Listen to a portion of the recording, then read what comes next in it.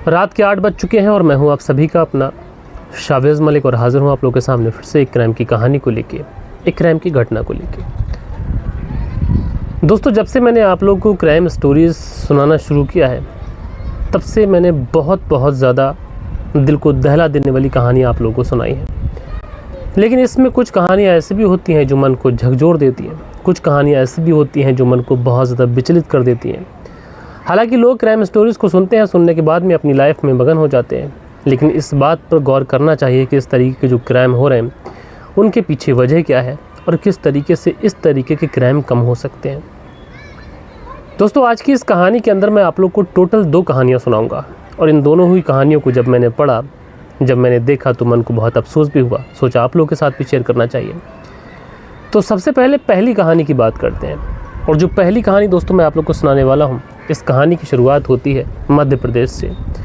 इसी मध्य प्रदेश के अंदर एक ज़िला लगता है भोपाल, और इसी भोपाल के अंदर एक थाना लगता है गांधीनगर थाना। और इसी गांधीनगर थाने के अंतर्गत एक परिवार रहा करता है। ये जो परिवार है, इसमें परिवार के मुखिया है, उनकी पत्नी है और इनकी टोटल 2 बेटियां हैं। एक बेटी जिसकी उम्र रही होगी लगभग 20-22 साल के आसपास, एक बेटी जिसकी उम्र रही होगी लगभग 14 से 15 साल के आसपास। अच्छा, जो परिवार के मुखिया थे वो मुंबई में रहकर कामकाज किया करते थे, वहीं पर अपनी जॉब वगैरह किया करते थे। जो पत्नी थी वो अकेली घर पे रहा करती थी, तो उसने सोचा कि क्यों ना पति का हाथ बटाना चाहिए, और वो भी कामकाज के सिलसिले में अपने घर से निकल जाती है। लिहाजा मेहनत मजदूरी करती, अपने बच्चियों का परवरिश करती। जो बड़ी वाली बेटी थी वो अब स्कूल कॉलेज जाने लगी थी, और जो छोटी वाली बेटी थी वो भी कक्षा 9 या 10 में आ चुकी थी।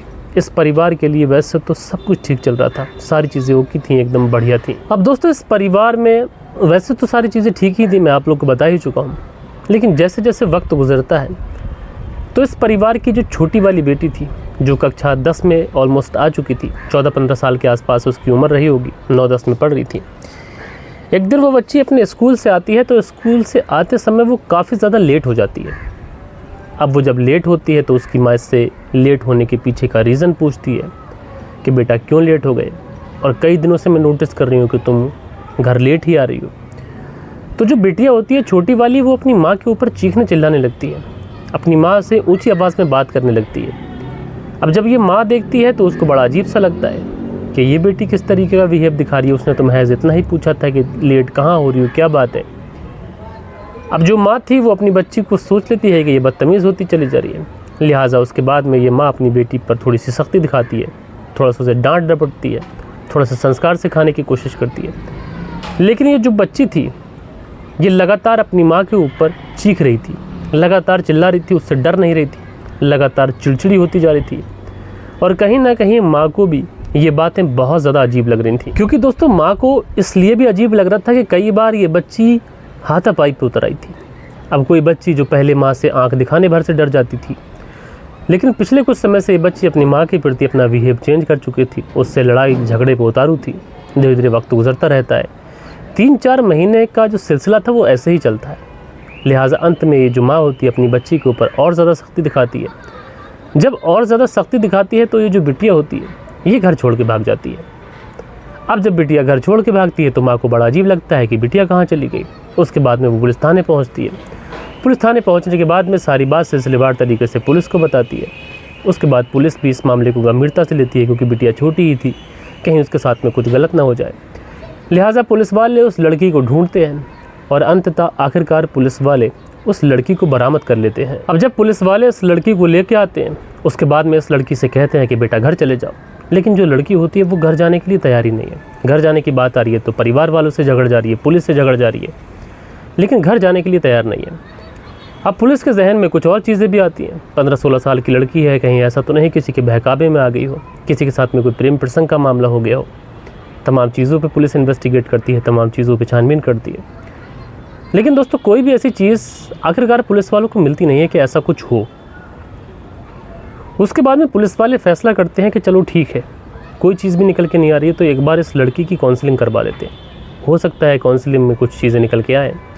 हालांकि उसके बाद में पुलिस वाले जो थे परिवार वालों से भी पूछताछ करते हैं कि लड़की घर जाने के लिए मना कर रही है, कहीं ऐसा तो नहीं कि घर में कोई हादसा हुआ हो, क्योंकि आमतौर पर घर के अंदर भी ऐसे हादसे होते हैं जहाँ पर बच्चे घर नहीं जाना चाहते हैं। तो जो घर वाले होते हैं वो कहते हैं कि नहीं साहब ऐसा तो कुछ भी नहीं है। अब उसके बाद में पुलिस वाले फैसला कर ही लेते हैं कि इस लड़की की काउंसलिंग करवानी ही चाहिए, क्योंकि काउंसलिंग होगी तभी चीज़ें क्लियर हो पाएंगी। और कहीं पे ऐसी सुधार गृह भेज देते हैं जहाँ पर ये कुछ दिन रहेगी, ठीक हो जाएगी। लिहाजा उसके बाद में इस लड़की को भेजा जाता है।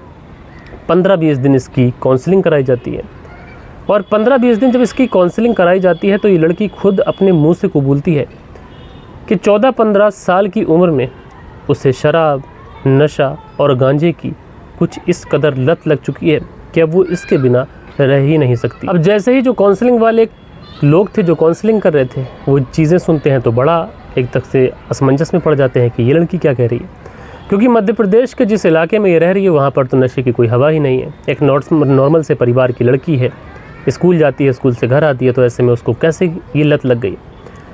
लिहाजा उसके बाद में पुलिस वाले इससे पूछते हैं कि क्या कुछ हुआ था। बाकी के जो काउंसलिंग कर रहे थे वो भी इससे काउंसलिंग के दौरान ही पूछते हैं कि कैसे करके ये लत लगी। यकीन मानिए दोस्तों, जब ये लड़की पूरी कहानी सुनाती है, लत लगने के पीछे की जो वजह बताती है, उसे सुनने के बाद में लोगों को और जो काउंसलिंग करने वाले लोग थे उन्हें यकीन ही नहीं होता है। उन्हें लगता नहीं है कि ये सच है या फिर कोई सपना है। दरअसल जो लड़की कहानी सुनाती है वो कहानी कुछ इस प्रकार होती है। दरअसल ये लड़की पुलिस को बताती है कि 3 साल पहले की बात है। उसकी जो बड़ी बहन होती है वो उससे नशा देने की आदत डालती है। एक दिन उसकी बड़ी बहन उसको छत पर लेके जाती है। छत पर ले जाने के बाद में उसे एक सिगरेट पीने को देती है, और सिगरेट के अंदर ही गांजा भरा हुआ था। अब जैसे ही वो सिगरेट पीती है उसे बहुत ज़्यादा अच्छा लगता है, नशा होता है। ऐसे ही कर कर वो लगातार उसको वही सिगरेट देती है। अब ये जो छोटी वाली बेटियाँ थी, इसको उस नशे की कुछ इस कदर आदत लग चुकी थी कि अब वो गांजे के बिना रह ही नहीं सकती थी। अब वो अपनी बड़ी बहन से कहती है कि दीदी ये तो ख़त्म हो गया, कहाँ से आए। तो जो बड़ी बहन होती है वो कहती है कि देखो मैं भी कोई कमाई नहीं कर रही हूँ, ये सारी चीज़ें पैसों से आती हैं, और अगर तुम्हें ये सारी चीज़ें चाहिए तो तुम्हें कुछ करना पड़ेगा। अब करना पड़ेगा तो क्या करना पड़ेगा। छोटी वाली बहन पूछती है कि क्या मैं कर सकती हूँ। तो उसके बाद में जो बड़ी वाली बहन होती है अपनी छोटी बहन को लेकर अपने साथ जाती है, और एक लड़का होता है जिसका नाम समीर होता है। वो समीर के हवाले अपनी छोटी बहन को करती है। समीर उसको लेके जाता है, उसके बाद में उस लड़की के साथ में गलत काम करता है। उसके बदले में उसे 500 रुपये देता है। अब 500 रुपये देता है तो उसके बाद में ये जो लड़की थी बड़ी वाली बहन, कुछ पैसों से गांजा लेके आ जाती है और कुछ पैसों से अपनी अय्याशी करती है। धीरे धीरे वक्त गुजरता है, फिर 500 रुपये ख़त्म हो जाते हैं। फिर एक और व्यक्ति के पास लेके जाती है, जिस व्यक्ति का नाम होता है गौरव तिवारी। अब जो गौरव तिवारी था वो भी सारे गलत काम करता है। एक लॉज में लेके जाता है, उस लॉज के अंदर ही उस लड़की के साथ में रेप करता है, और उसके बाद में 1500 रुपये देता है। 500 रुपये का ये बड़ी वाली बहन जो थी वो गांजा लेके आ जाती है, और 1000 रुपये अपनी अय्याशी के लिए रख लेती है। अब उसके बाद में धीरे धीरे वक्त गुजरता है, 500 रुपये फिर ख़त्म हो जाते हैं। अब जो लॉज का मालिक था, उस लॉज के मालिक ने सब कुछ देख लिया था, तो लॉज का मालिक बुलाता है, वो पैसे देता है, रेप करता है। उसके बाद में लॉज के मालिक जो 2 लड़के थे वो भी इस तरीके से रेप करते हैं, बदले में पैसे देते हैं। अब बड़ी हैरानी की बात ये थी कि जो लॉज के मालिक का लड़का था, उसका जो दोस्त था वो इस लड़की का चचेरा भाई था। अब उस दोस्त के थ्रू इस चचेरे भाई को भी पता चलता है, वो भी अपनी चचेरी बहन से पैसों के बदले में ये सारी चीज़ें करता है, रेप करता है उसका। अब ये सारी चीज़ें जब ये लड़की सुनाती है तो पुलिस वाले बड़ा हैरान होते हैं। लड़की कहती है कि उसके बाद में उसकी जो बड़ी बहन होती है वो इंदौर जॉब करने के लिए चली जाती है। उसके बाद में फ़ोन से उससे सारे काम कराती है। अब इसी की वजह से जो लड़की थी इतनी ज़्यादा चिड़चिड़ी हो चुकी थी, इतनी ज़्यादा दर्द तकलीफ़ इसको थी, क्योंकि एक तरफ नशे की लत, ऊपर से जो काम कर रही थी उससे इस लड़की को बहुत ज़्यादा तकलीफ़, क्योंकि अभी इसकी उम्र ही बहुत कम है। लिहाजा उसके बाद में ये लड़की अपने घर पे तो बता नहीं पाती है, बल्कि घर से भाग जाती है। बहरहाल दोस्तों, जब ये सारी चीज़ें पुलिस के सामने निकल के आती हैं काउंसलिंग के थ्रू, तो पुलिस भी हैरान होती है कि इस तरीके की बहनें, इस तरीके के दरिंदे लोग भी आज के समाज में पड़े हुए हैं। उसके बाद में जितने भी आरोपी थे सारे ही आरोपियों को अरेस्ट किया जाता है, उन्हें कोर्ट में पेश किया जाता है। बहरहाल जो भी सज़ा उनको मिलेगी, उनके किए की ज़रूर मिलेगी। अब आप लोग रुक करते हैं हम लोग दूसरी कहानी। और दोस्तों, ये जो दूसरी वाली कहानी है ये शायद पहले वाली कहानी से भी ज़्यादा ख़तरनाक है। दरअसल बात साल 2019 की है। दिल्ली में एक जगह लगती है बुराड़ी, यहीं पे एक परिवार रहा करता है। अब ये जो परिवार है अक्सर चर्च जाया करता था, क्रिश्चियन परिवार था। अब चर्च जाया करता था तो इसी के चर्च में एक और व्यक्ति आया करता था जिसका नाम था प्रमोद खाका। प्रमोद खाका का जो परिवार था वो कभी कभी इस परिवार के साथ भी बैठा करता था। धीरे धीरे इस परिवार में और प्रमोद खाका के परिवार में दोस्ती हो जाती है। ये जो परिवार था, इस परिवार की जो महिला थी वो प्रमोद खाका को अपना भाई बना लेती है। धीरे धीरे वक्त गुजरता रहता है। इसी बीच में वो महामारी आ जाती है, कोरोना की महामारी। अब जब कोरोना की महामारी आती है तो उसी कोरोना की महामारी में जो ये महिला थी, इसके पति की डेथ हो जाती है। अब पति की जब डेथ होती है तो ये महिला और इसकी 13-14 साल की लड़की यही बस घर में अकेले थे। अब दिल्ली जैसा शहर, महंगाई इतनी ज़्यादा, अब ऐसे में पूरे परिवार की जिम्मेदारी इस महिला के ऊपर आ चुकी थी। तमाम रिश्तेदार आते हैं, ढांढस बनाते हैं, भरोसा दिलाते हैं, लेकिन मदद कोई नहीं करता। इसी बीच में ये प्रमोद खाका भी आता है, चूँकि इसने इसे अपनी बहन बना लिया था। आता है, आने के बाद में हालचाल पूछता है, हालचाल पूछने के बाद में कहता है कि बच्ची की पढ़ाई का क्या करना है। तो बेचारी जो महिला होती है वो कहती है क्या ही कर सकते हैं पढ़ाई का, बच्ची पढ़ाई नहीं कर पाएगी क्योंकि उसके पिता है नहीं, कौन उसकी फ़ीस भरेगा, कौन उसकी आगे की ड्रेस वगैरह तमाम खर्चे होते हैं। तो जो प्रमोद खाका होता है वो अपनी बहन से कहता है कि देखो बहन, अगर तुम्हें एतराज़ ना हो तो अपनी भांजी को मैं अपने साथ ले जाता हूँ। अब जैसे ही ये महिला सुनती है, कहती है कि नहीं नहीं भैया, आप इतना एहसान कहाँ करेंगे, बच्ची शैतान है, तुम्हें परेशान करेगी। लेकिन जो प्रमोद खाका होता है उस महिला से कहता है कि अगर तुम मुझे अपना भाई मानते हो और तुम मानती हो कि ये बच्ची मेरी भांजी है तो तुम इसे मेरे साथ भेज दोगी। अब महिला इसके ऊपर भरोसा करती है, उस बच्ची को इसके साथ भेज दिया जाता है। 3-4 महीने तक ये बच्ची अपने मामा के यहाँ रहती है। 3-4 महीने के बाद में ये जो बच्ची थी तुरंत अपनी माँ को कॉल करती है और माँ को कॉल करने के बाद में कहती है कि यहाँ उसका मन नहीं लग रहा है, यहाँ उसका दिल बिल्कुल नहीं लग रहा है, उसे घर आना है। अब जो माँ होती है कहती है ठीक है आ जाओ, कुछ दिन रह के चली जाना, पिता नहीं है, हो सकता है कि बच्ची परेशान हो। उसके बाद में बच्ची अपने घर आ जाती है, काफ़ी गुमसुम सी अपने बेड पर लेटी रहती है। माँ पूछती भी तो कुछ बताती नहीं।